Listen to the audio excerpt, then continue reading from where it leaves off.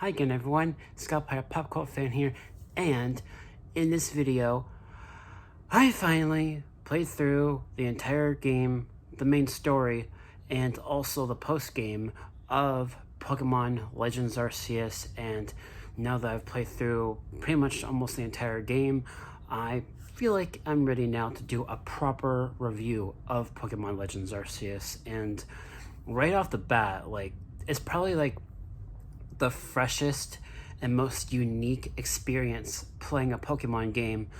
And if I'm being honest, I really enjoy this game. I think it's, even though I do see some graphical hiccups here and there, especially with the environments, and also like sometimes when the player character is like in a cave or something, there's like this weird little texture thing going on around the character's model. So there are graphical hiccups here and there that I do notice, and sometimes when you're flying around, sometimes things don't pop up right away, and there's aspects of the graphics that aren't polished enough, I guess.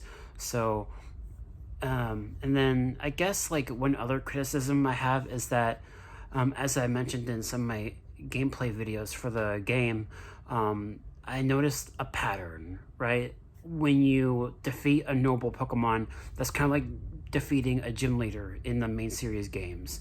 So, and then once you defeat a noble Pokemon, there's a certain pattern to how the story is going every time you do.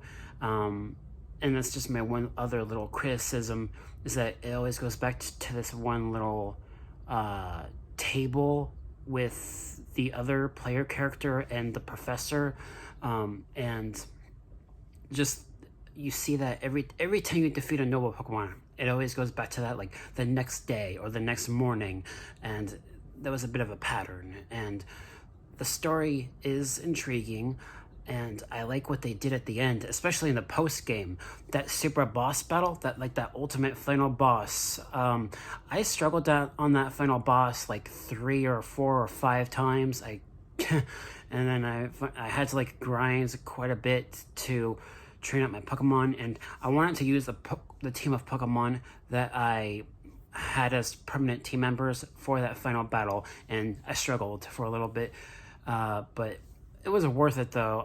I think this game, there are some dark tones within the story that I really appreciate, and the aspect of this game that I think will draw a lot of people is the whole catching system, because it's very different, obviously. It's more in line with Breath of the Wild, or if there's another comparison to make, you could argue that Legends Arceus kind of borrows even more from survival horror games than Legend of Zelda Breath of the Wild did. And what I mean about that is that the crafting system, right? The crafting system and storing items in the item storage in like a box, in like the camps or back in the village, that's very similar to Resident Evil. And with the whole aspect of catching Pokemon and throwing bombs at the frenzied noble Pokemon to defeat them, there's an aspect of this game that's like a third-person shooter, and you crouch, you can stealthily catch Pokemon from behind, and then that's a really cool feature.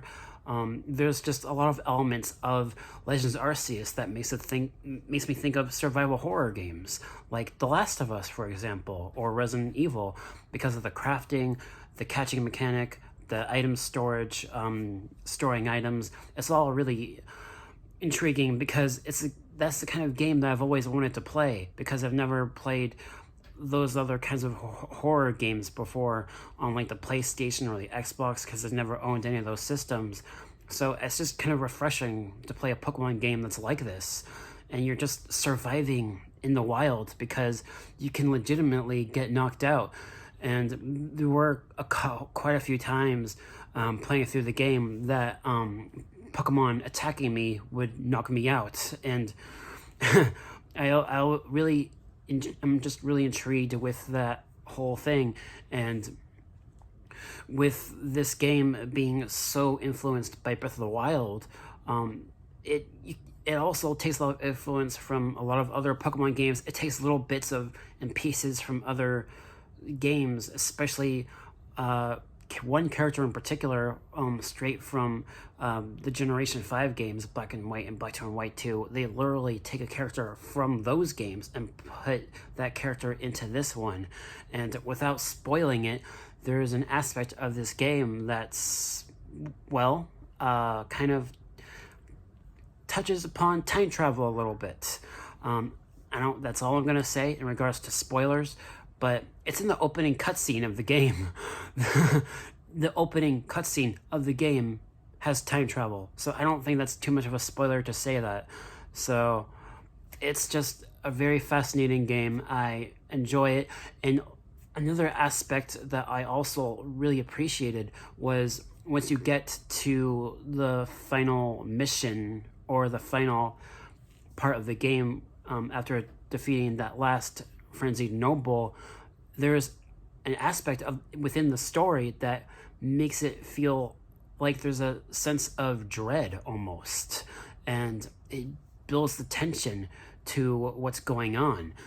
You really feel that, and I felt that playing that part of the game once I got near to that final mission and going up to where the spear pillar is in the modern games.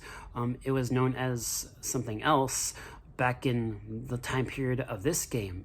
And there are so many Easter eggs and references, not just to Diamond and Pearl, but to Black and White and to Generation 8, the Galar region. It's just so many Easter eggs and references, and I couldn't be more happy with this game. I love this game.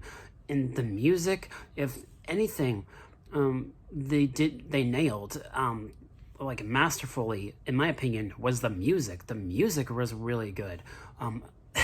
Just there's a lot of cues from Breath of the Wild, a lot of cues from the Diamond and Pearl games, and a lot of its own music too, and all of it just sort of meshed really well.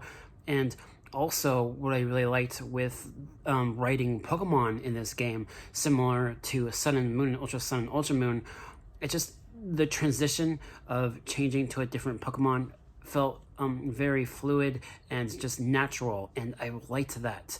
And with these right Pokemon that you're writing on, you can get to new areas and discover new Pokemon within those areas that you can discover with all these Pokemon that you unlock throughout the story, and I really like that too.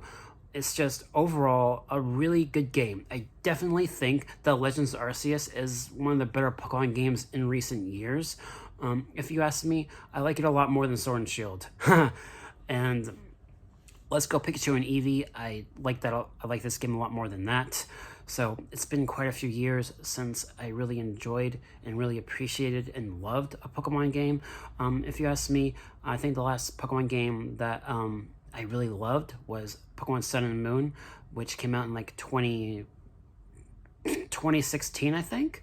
So that was like 6 years ago. And Legends Arceus, I think this game is easily one of the best Pokemon games of recent years. And if my percentage for Pokemon Legends Arceus would be an A. Like I said, just those few flaws I mentioned with some of the graphical hiccups here and there, and with a certain pattern that I noticed defeating a noble Pokemon. Just those are my only criticisms. Other than that, I love this game. I think a lot of hardcore Pokemon fans will appreciate this fresh new experience, and just delving into some of the secrets of the Sinnoh region being unraveled within this game. And I love that for this game. I think it's easily a Pokemon game that people will play for quite a while, even though it's a good game, not gonna lie. But also, within 40 hours of gameplay, I beat the whole game, including the super final boss. So yeah, that should do it for this video.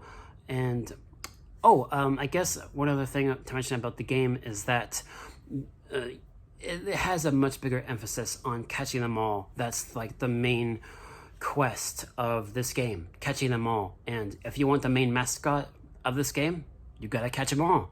Gotta catch them all. So, yeah, love this game, definitely worth it. And it's a 95% an A.